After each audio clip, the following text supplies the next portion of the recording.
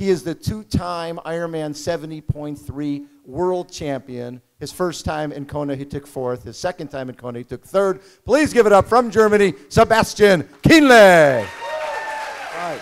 And she is a three-time XTERRA world champion. She is the Ironman 70.3 world champion. And her first time in Kona, she took third place. Give it up for Julie Dibens. You got the seat right there. All right. First of all, you started. I'm going to start with Sebastian. That's why you got the microphone. So, Sebastian, talk a little bit about, because you got into this stuff. You were interested in triathlon, what, from the age of 8 when you were a little guy? Yeah, that's correct. I think I started triathlon in primary school. I think I never was very compatible with team sports. Always a little bit motivated, over-motivated, I would say, but not really better than the others. And that's a very bad combination. Then you see a lot of mistakes from the other guys, but not your own. And in triathlon, that was probably just a perfect sport for me. So maybe the sport found me. Now, early on, were you interested in the Olympics? Was that a draw? Because you've got so many great German athletes from. I started so early. Triathlon wasn't even Olympic then. But you're only. How old are you now? 29. Yep. And short course racing was non-drafting racing in these days, and our German ESPN, Eurosport, they broadcasted triathlons back in the day. Yeah. So Greg Walton was the hero at that time. So because he was go off the front. Yeah, I mean, he was pretty strong on the bike, and he was in TV all day. So yeah, that was the time when I started, and of course, then I got in the Olympic program. I just didn't have the talent with swimming, and I think pretty much early on my goal was to go long distance, and it was perfect with the 70.3 came up. It was just the time when I switched over from short course. Okay, and Julie, growing up, what were your sports? I was a swimmer. Always. Pretty much from the age of 9. Like I did other stuff too, but swimming was.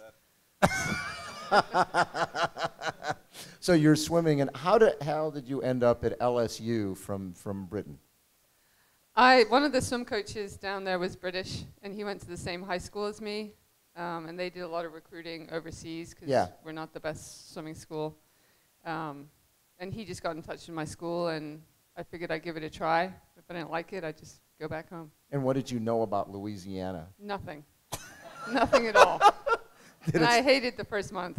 Really? What was it about it that you hated? I don't know, just the people. Just the people.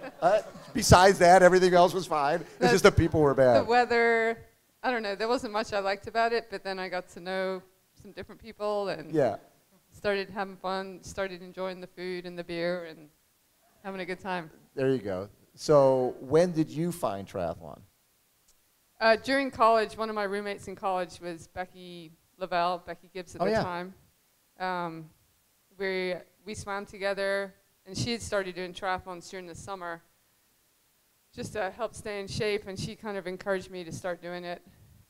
So I got pretty much straight from when I finished swimming, I went straight into triathlon. I had no idea what level I would do it at, but it was a pretty smooth transition. And you think? Yeah.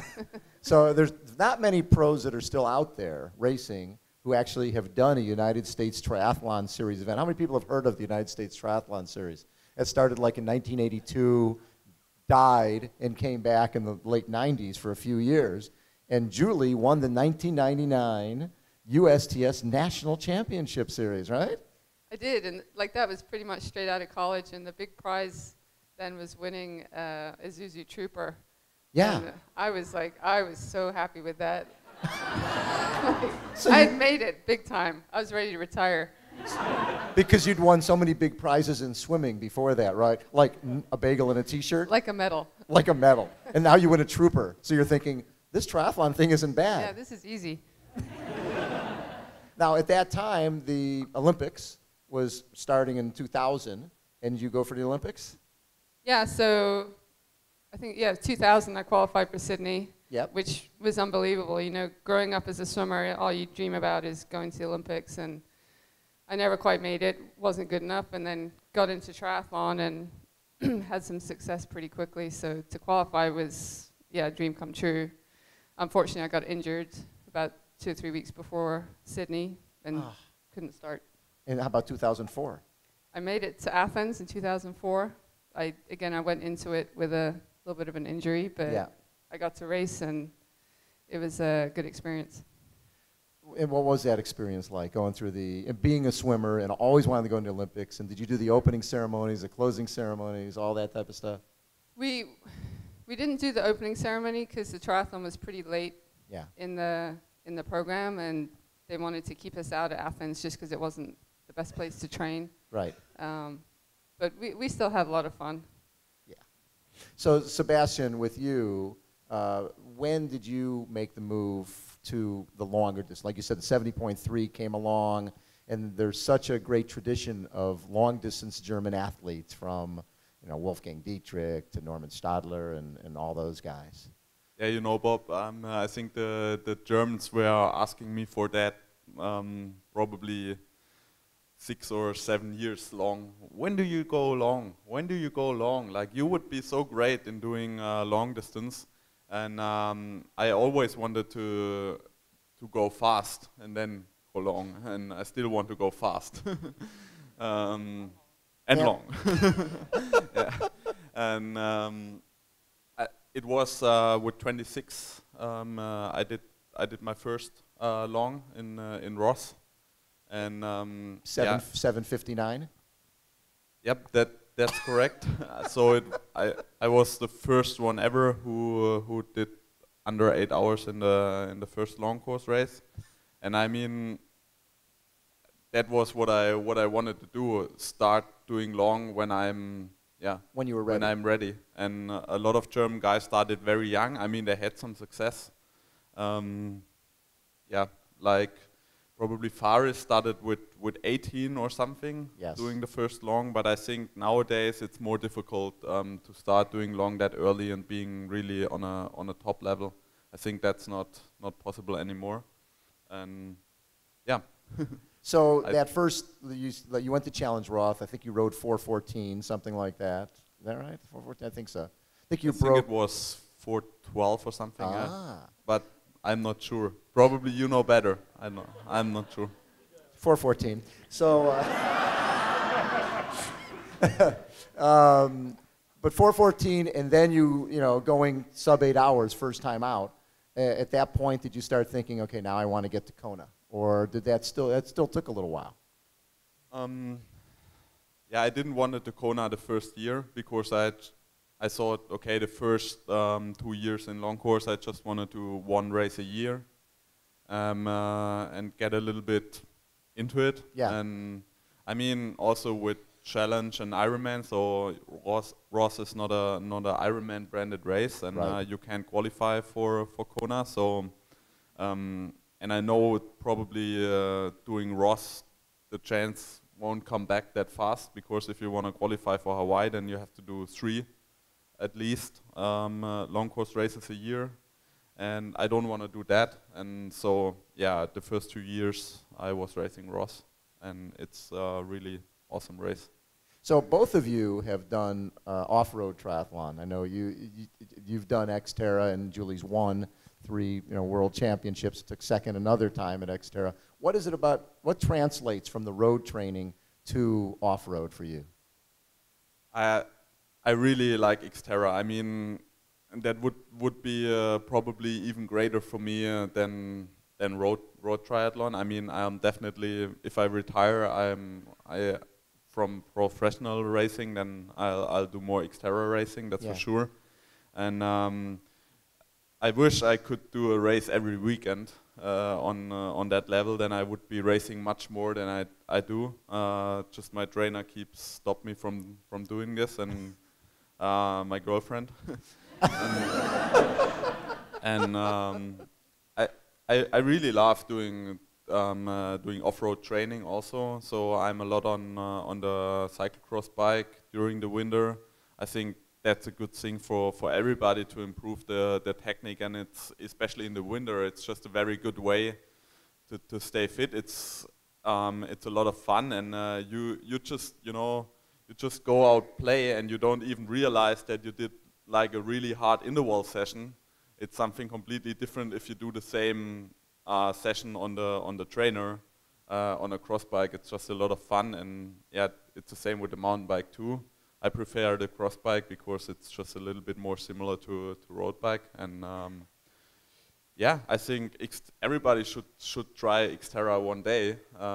It's a pretty good thing, and I think Julie, yeah, would say the same, that Maui is a really nice race.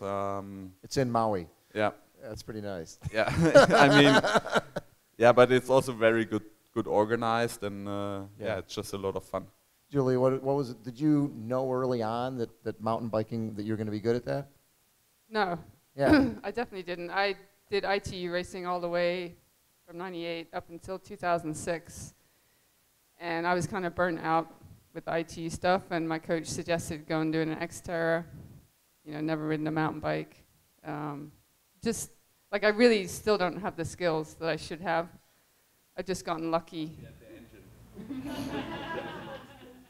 I've gotten lucky in Maui. You know, just the courses suited me. And it's been it's allowed me to use my bike strength, right, to get around it quickly. But as Sebastian said, like XTERRA is so much fun. You know, you go to an Ironman or a 70.3, and it's pretty intense. Everybody's got their goals, and they're really focused on what they do, which is great. You go to an XTERRA, and it's so much more laid back. Like the start is at like 10 or 11 o'clock, so you get to sleep in. You know, so if anybody's ever looking for something slightly different to do, I really recommend it. All right.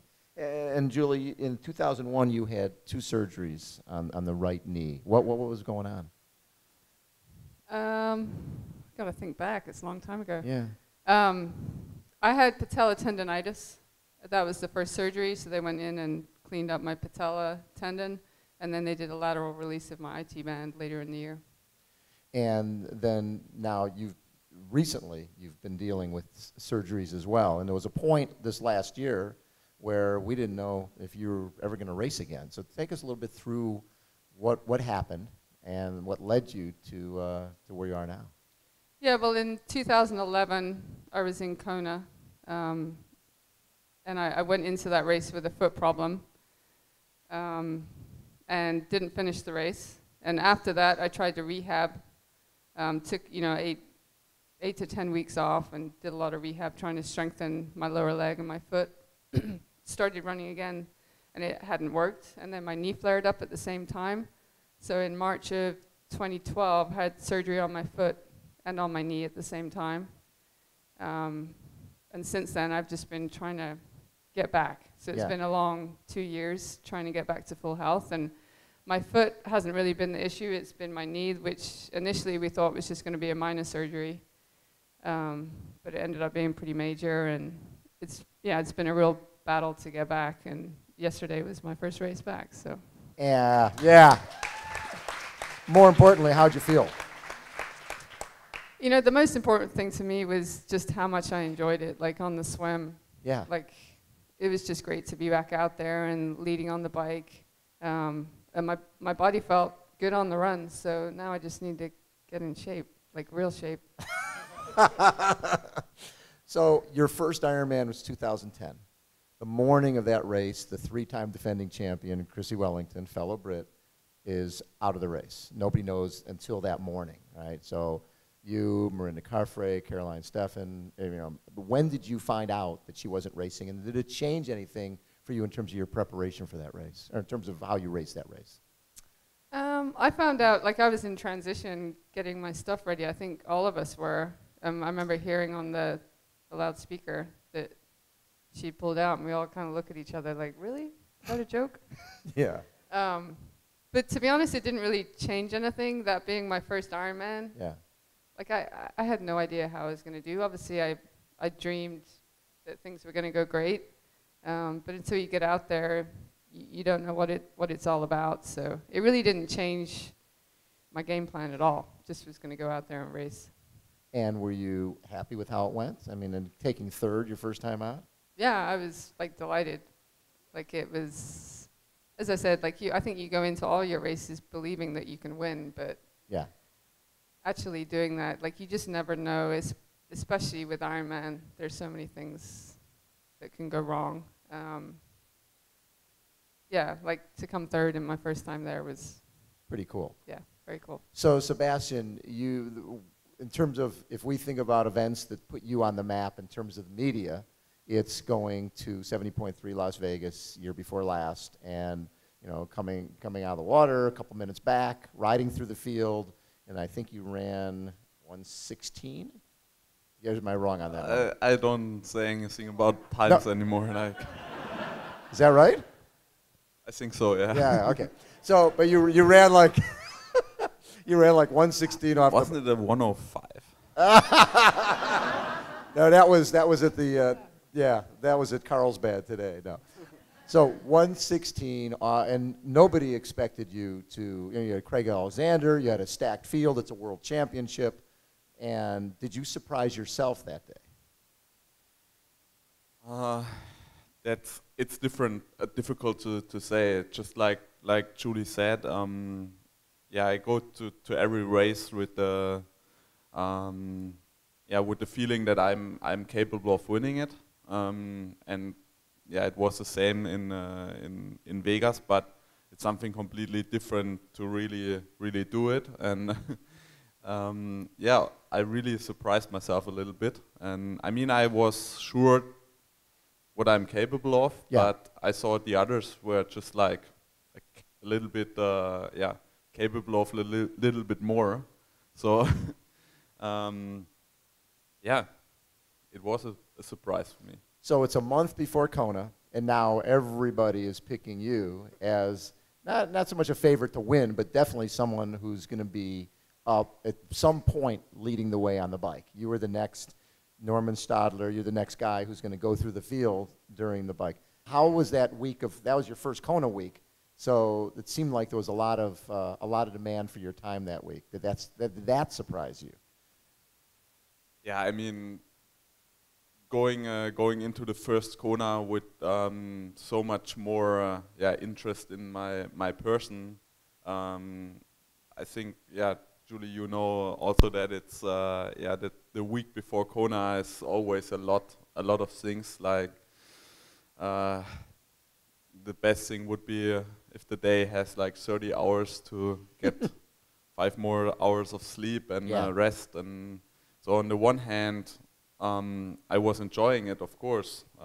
That a lot of people have me on their list of favorites just for my first race. On the other hand, I was a little bit afraid that it's too much stress before the race, and So in the race itself, you're up there with Marino, right? And you guys are on the bike, and you flat, and at that point, you'd done Ironman Arizona, and flatted there, and had a big rush to get back to the lead, right? So what did you learn from the Arizona flat that helped you in Kona? Yeah, first of all, I mean, even going with Marino and being in this position leading the race in Kona, I was smiling on the inside, you know. It was a dream come true, and then the dream ended with like then I was waking up and like, it's not true, or so but like you said it, I was able to learn something out of a mistake I did in the past, and I think that's the most important thing for long course racing, taking something out of races in the past. And in Arizona I was leading the race too, and so on the first 2 laps I was really fast, and my coach, he just printed out something that was on the live ticker. Predicted time for bike is 3 hours 50 minutes 56 minutes. So it was way too fast for the first 2 laps. And then I flat it, and I had to make up time again to the lead group, and I absolutely nuked myself with this. So I was sitting on the aid station, and yeah, I was about ready to quit. And then I thought, yeah, mommy is not coming pick you up from the aid station now, so I have to go back to the transition at least. And there you see what's racing all about. Even if you think it's I can't do it, it's completely over, there's still always a way back. I don't know why it was even possible, because I was seeing stars, and I stopped basically because I was a danger to other people on the course, because I was like going all over beeline like I had vodka in my bottle or something. And then I just sat down on the aid station, and I decided, yeah, just roll back into T2, and then I thought, let's just start the run. And then I started to run, and at the end I was ending up on 6th place, which was, I don't know, or probably it was 7th place.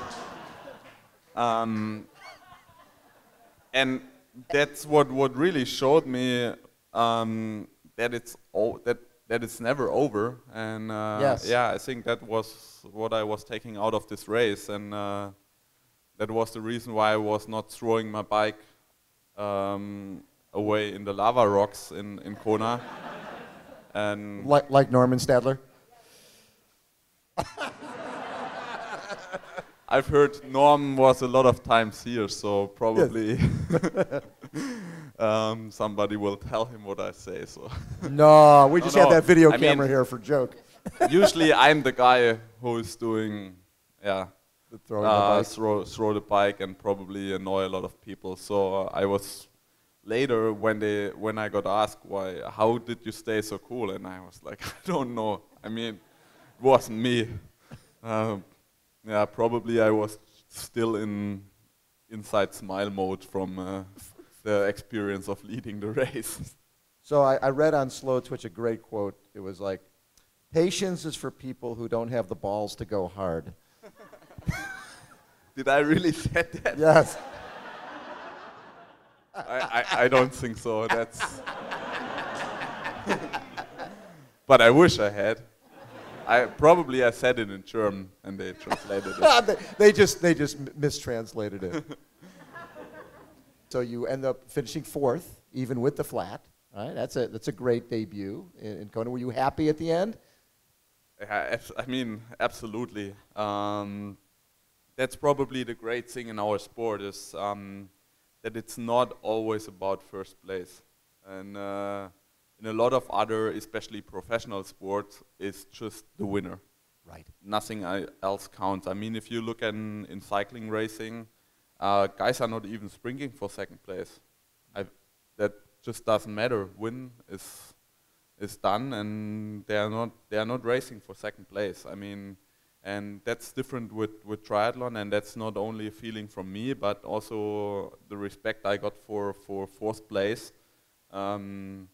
Which is the 1st place not on podium, was really, really great. And yeah, it was more the way I did the 1st place, yes. The 4th place was more important than, yeah. Because you ran 2:54 off the bike, that was impressive. Yeah, that's something I think I'm really, really good at is, and here I'm absolutely right, I think I always run sub 3 hours, even in Arizona with walking on the aid station and having chips and stuff, was still under 3 hours. So, but I mean, that's one thing, always doing it under 3, but I think to be really on the front, I have to do one under 250 or 245 or something like that. Yeah, exactly. I'm working on that. So after your first Ironman in Kona, did you hear from any of the German legends like a Faisal Sultan or any guys like that? Somebody leak the story, huh? Yeah, the Ferris always was a little bit like a mentor, and a lot of German guys are, and that's the other thing I really like in our sport is yeah, just a good relationship to a lot of guys. And yeah, Ferris, he called me after the first race in Roth when everybody was like absolutely you know, like pushing me into the sky. This is gonna be the first guy who's doing Kona sub 8 hours, and he's gonna be the first guy who is doing the bike leg under 4 hours and stuff like that. And then yeah, Ferris called me and basically he said, you know, I saw your race in Roth. Just wanna say you it wasn't that good. You think you are the best? You're not. Like, I'm really impressed how bad your swim was. Like, how many times are you swimming in a week? I was like, yeah, I'm serious about improving my swim. I'm doing like 5 or 6 times. What? What are you doing in these 5 or 6 times? You don't have a shower working at home, or why are you there? And he was like, if you're swimming once a week, then I won't be surprised with your swim performance. But with 5 or 6 times, seriously, what are you doing? And he was like this for 10 minutes. I didn't speak. Usually I'm the one who's speaking, and he was just keep on like smashing me into the ground. But on the other hand, last year when I twisted my ligaments and I was ill for like a month, and then I had a really bad race in Utah, yeah, he called me again and said like, this is gonna be your year, and this is gonna be great, because you are not in superhero shape in February or March like everybody else is, and yeah, this is gonna be perfect. You will win Kona this year. Like, that's Ferris, you know. He likes to screw with you. Yeah, he's just like, he's just calling me once a year, and it's always interesting what he has to say. So Julie, he's talking about all the different German athletes. You've got Rachel Joyce, you got Chrissy Wellington. You've got a great group of British athletes, especially on the women's side for the long course. Is there camaraderie among all of you guys? And you beat Chrissy twice, right? I did. Thank you. Yes, yeah, that's right.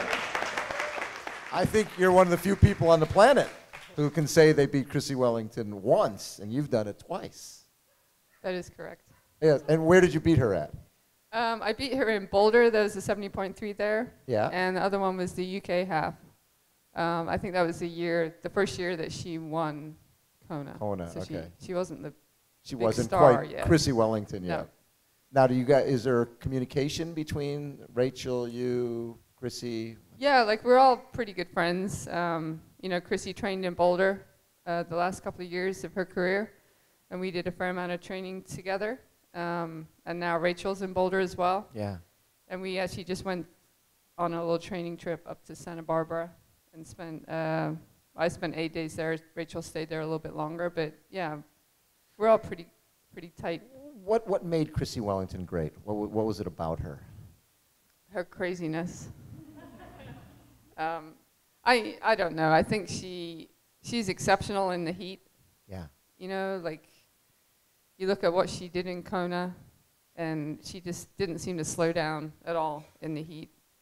She was extremely disciplined, like probably the most disciplined athlete I've seen. I think that's why she had to stop when she did, because she knew how much she had to give day in, day out to do that.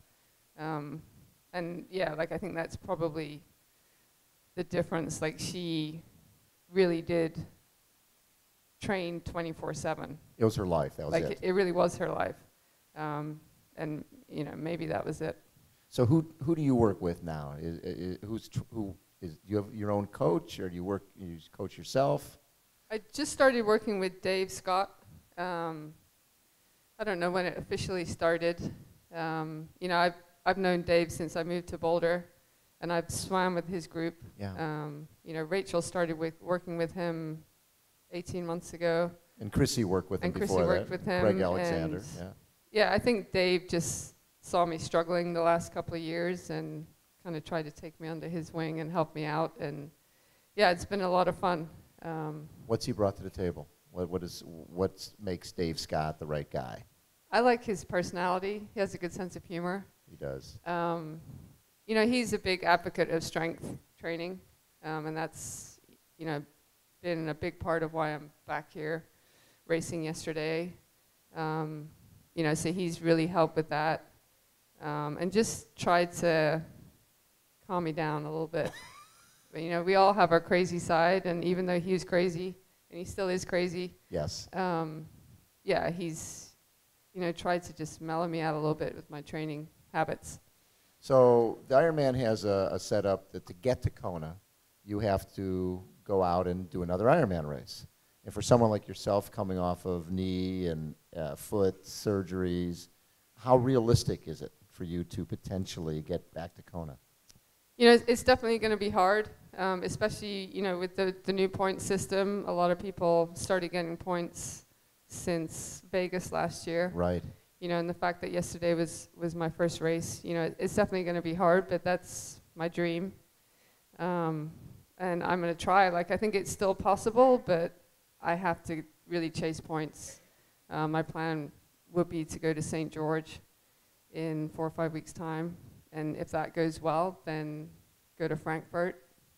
And if I can do well there, then potentially with one other 70.3 success, then right. I might be able to sneak in. But then the question is, how tired am I going into that race? But it's my dream, so I got to do what I need to do to get back there. So Kona's it.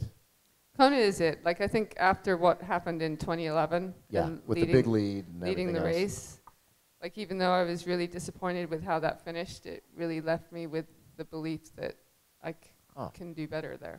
Well, you had at one point in that run, I think you had 20 minutes on Chrissy Wellington. It was like she was 3 miles into the run, and you had a huge lead, but there was no way you could run on that foot. Yeah, like I knew, as I said earlier, I knew I had a foot problem going in. I hoped I'd be able to run further than I did, and, you know, potentially walk it in or jog it in. Yeah. But as soon as I got off the bike, like that first step in transition, that was probably the most painful thing I've ever felt. Oh. When I put my shoes on, it was a little bit better. But yeah, like I knew it was going to be a real struggle to get to the finish. How hard was that? You pull out at mile 9, and so you have to be there. You didn't go to the finish line and watch what was going on there. No, like, actually, when I pulled out, you've always got to battle the question of how much damage are you doing to yourself. Yes, we always want to get to the finish so you can get something positive out of the race, but if you're going to do real permanent damage, yeah, at some point you have to say enough's enough. So I pulled out, and then within, I don't know, a couple of minutes, my whole body kind of shut down and pretty much passed out, and the ambulance came, took me to the hospital. They said I'd had a heart attack. What? Spent 24 hours in the hospital, and they wouldn't release me doing heart tests. Wow. But in reality, like, if they tested everybody that finished the Ironman, like, they probably would say the same thing. But so I didn't get to see the finish. I didn't get to see anything. Just stuck in the hotel room. I think they gave me 6 IVs. I think my eyeballs were floating. Oh. Wow. Yeah. But 2011, yes, 2011, you had that year was a great year leading into that. I mean, with Abu Dhabi and everything else you did that year. When did you realize that you were pretty severely injured? Yeah, like that was probably my best year, like, results in the early season. Like, as you said, I think I did Abu Dhabi, Quasi, the Rev 3, where I finally beat Rennie, which is always good. Yes, good bragging rights there. Definitely. And then went to Coeur d'Alene to do the Ironman there, to get my validation. And you won that. For Kona, I did, but that's when it all shit kind of hit the fan. Yeah. That's a lot of racing at that point. Yeah, and that's when the foot really flared up, and I never really got back on top of it after that.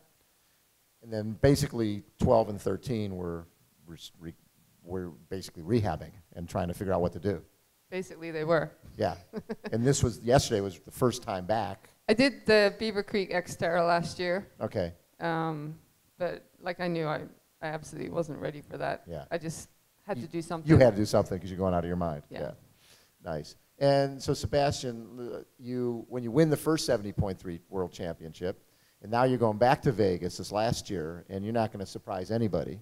Everybody knows that you're the favorite. You're the guy. Even though your year wasn't what you would like it to be, you were the defending champion, so the target's on your back. Did you feel that pressure going into that race? Not at all, because for myself, I wasn't the favorite, to be honest. Because with everything, what happened in the year and the races before, I thought probably top 5 would be really, really great. And I don't know, sometimes you feel perfect prepared and you are absolutely 100% fit, and then it's race day and you just completely underperform. Yeah. And you don't know why. There was no mistake, nothing, and you can't, whatever, analyze it or something. But luckily there are also other, that most of the times that won't happen very often, but there are also the days where it's the other way around, where you think, I just feel bad and my preparation was bad, everything was bad, I'm too heavy and just not fit enough and so on and so on, and then you just have a perfect day, and I just had a perfect day, I guess, yeah. And I mean, the quote you're saying with going hard and patience. I really enjoy racing from the front, because I could just push myself very far if I'm in the front, and leading the race again was just showing myself that I'm capable of doing things that I thought I wouldn't be capable of. So then everything went a little bit easier than on the run. So when you race, do you use power meter or anything like that? No. I think for me, I don't want to say that it's useless for racing, especially for amateurs, age groupers. It's often a very good thing, but I need to react to other things in the race and not racing by power meter. I mean, I saw a lot of people in the professional field, in my opinion, screw up their race because they're racing with the power meter.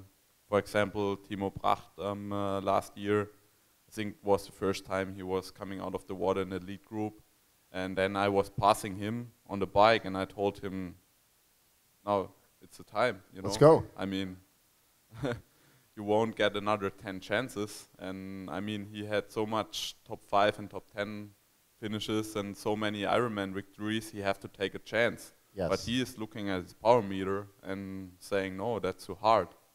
Yeah, well, then it's another top 10 finish, but sometimes you have to do something and your power meter tells you you are not capable of doing it, but then you are just doing it, you know. Did you find with the power meter that sometimes you're sort of competing with it? You just want to go harder and harder and harder? Yeah, I mean, now I'm training again with the power meter, but I was training with the power meter like 6, 7, 8 years ago. But you know, it was more like PlayStation for me, and I always try to shoot high scores with it. Like, I was going on my home loop, you know, and it was just good if I was able to do a new high score on this 1K long hill, and if it's not over 600 watts in average, I wasn't happy. And I mean, probably that's not the right way to use the power meter, you know. but yeah, now I'm a little bit older, and I knew sometimes I still go for some high scores, but yeah, now I'm a little bit more smarter with using it. Yeah. So both of you race from the front a lot. And when you're off the front, a lot of times, most of us don't have to deal with this. The aid station people have seen 500 people go by or 1,000 people by the time we come by. So they're used to running and handing a bottle. But I'm sure a lot of times you take these guys by surprise. You're riding along and they're not quite ready for you. Is that a problem? And also the people who are chasing you, they know exactly how far ahead you are, but you really have no idea, right? The splits you get when you're at the lead, I'm guessing, are not very good. Well, the goods and the bads of leading the race, Sebastian. That's probably not so much a problem for me than probably for Julie, because usually for me it takes a while to get to the front. Right. So by the time I'm at the front, usually the people know the race is on its way and they're ready. Yeah, just like I said with Vegas, a lot of guys are telling you, if you're probably also Kona, if you're not in the group, you could save this and that much energy, even if you stay within a legal distance out of the draft zone. And but you have other benefits from racing to the front, and it's just like feeling awesome, you know. I mean, if you're leading Kona or Frankfurt, in Frankfurt I was together with Norman Stadler and we go over Solara Berg. You don't feel any pain, nothing. It's just like you are absolutely flying. And I mean, Kona is a pretty hot race, and I had goosebumps the whole time leading the race, and there's the helicopter and everything, and you just like, yeah, I mean, especially in Kona where there are not a lot of spectators on the bike course. I was last year, when I was at third place on the bike, at a certain point I was thinking like, is even a race going on here? I mean, it's not that there's nobody there to push you, and if you're not in the group and you are not in the lead, you're in no man's land. Yeah. It's like there's nobody there, and that's a benefit if you're racing in the lead. There's already like, there's other cameras and stuff. I mean, probably it sounds like a, I don't know, a little bit weird, but it just makes you feel great. Yeah, that's 100% honest answer, and that's the reason why you go hard. So Julie, and you get a lot of applause if you're leading. So I remember Faris Al-Sultan used to say, I like to lead because I like to chase the helicopter. And I don't think he quite understood that the helicopter was chasing him. That he wasn't like, it wasn't just flying around randomly. It was like, oh, there's a guy down there. Yeah. So for you, Julie, you lead a lot because you're a great swimmer and a great cyclist. So what happens when you're off the front with the aid station people being ready for you, not being ready for you? The aid station thing isn't really an issue because the men that's right. are already up the road. So they're normally ready. Like it's definitely good and bad. Like as Sebastian said, like leading the race is, you know, it is a great experience and it's something that's super fun to do. Like the bad sides are, like you're just out there by yourself. You don't get any splits because the split takers are waiting for you to come by. Exactly. To start the clock. So, and I was reminded of that yesterday. I'm looking at these guys. I'm like, you gonna give me something? Something? No, nothing. Okay. Little something for the effort here. I'm leading the race. Can you tell me where they are? Yeah. So that's kind of hard, but on the plus side, you know, it allows you just to get in your zone and just focus on what you need to do. You don't have to worry about getting in anybody else's draft zone or, you know, just playing around with other people. You can just really, you know, get in the zone and ride to your ability and just focus.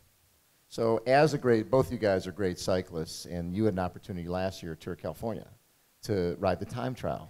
How fun was that? It was like 19 miles or something like that? Yeah, I think like right around, you probably got it written down. Somewhere, 19 or 20 miles. 19.8, yeah. It was, you know, it was really fun for me to do that, especially because I wasn't racing. It was really painful. Like, I didn't realize, well, I guess I did, but it's such a different level of suffering Like when you're doing half Ironman or Ironman, like you're kind of uncomfortable for a very long period of time. But for 19 miles, Yeah. like it was just pure hell. And like it just gave me a really different view or a new respect for cyclists and just how much of a sufferfest it was. But it was really fun just to be a part of that. Yeah. And I was really glad I could get that opportunity. Are you going to do more? Right now, like No. You've got plenty. Yeah. Yeah, plenty. So, Sebastian, last year again, you won the World Championship at 70.3, and this time, rather than fourth in Kona, you get third in Kona, which is awesome. Were you happy this time around, or the first time in Kona you get fourth, you're ecstatic? This time, I'm assuming that you wanted to win the race. Yeah, of course, I wanted to win, but it was the same thing. Like I said before, for Vegas, I just thought, I mean, probably not a lot of people believe me, but between Frankfurt and Kona, I averaged 35K a week running. So that's what, 20 miles running a week? Yeah. I mean, that's a joke, right? So my longest run was 20K, so 13 miles. Yeah.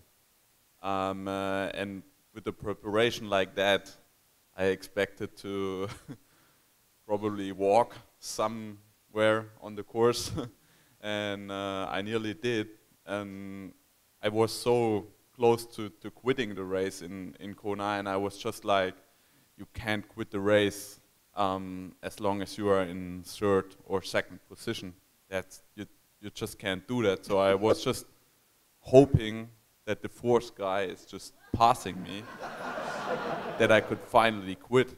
I mean, it sounds funny, but in that moment I was really thinking like that. I was like, okay, if they are coming, then it's over, and then you're allowed to quit. And but yeah, in this very weak moment where I had these thoughts in my mind, luckily nobody came, and then of course they went away, the negative thoughts, and I felt a little bit better. And yeah, I think that's what it's all about, especially in Kona. Even if you are leading, or if you are, if you have a very good race, there are still always moments when you have these negative thoughts. And I think, I don't know, I always had in every long course race, I had the moments where I wanted to quit, and I think in Kona I was really, really close. I never have been so close quitting a race, and so I was absolutely happy to finally answer your question with third place. What was your best, in your opinion, what was your best race ever? The one that means the most to you? It's a really good question. Of course, I had some early races where I think I really was better than I thought I'm capable of. I think Kona last year was probably in the top 3, and my first long course race in Roth was also there. Yeah. I think between those both. So what's the rest of your year look like? I'm also gonna do Utah 70.3. I'm really excited about that. Meeting Frodo again, Jan Frodeno. Yes. And then I'll stay in the States for the months now for training, and then the European season kicks off after that, and I'm gonna do half distance in Kraichgau and Heilbronn. There are some local races, but with really good competition. And so I didn't sign the contract yet, so I'm not allowed to say where I do my long course race, but yeah, it's not really a big secret. Happen to be in Germany? We'll meet again. Yeah. And then of course it's Kona, but I want to do the quadruple crown.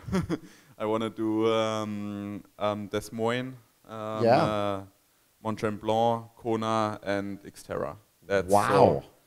I still have some extra pounds to lose till September, October, where the really important races are. So, yeah, I think those 4 races, I just when I'm training, those 4 races are in my mind, because that would be like you are the completest athlete, I think, if you could perform in those 4 races well. So you have all 4 disciplines, or 3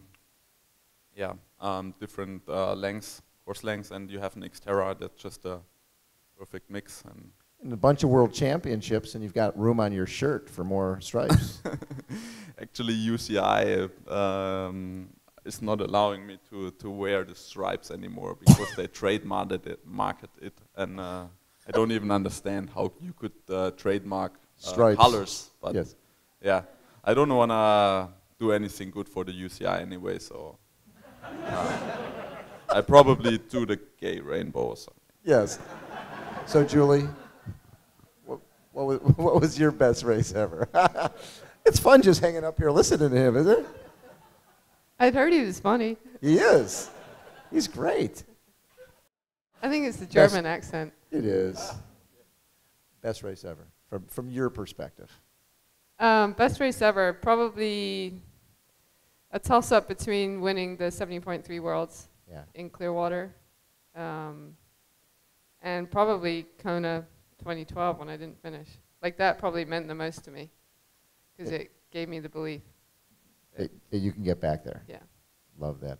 How about a big round of applause for Julie Dibens and our main man, Sebastian Kienle.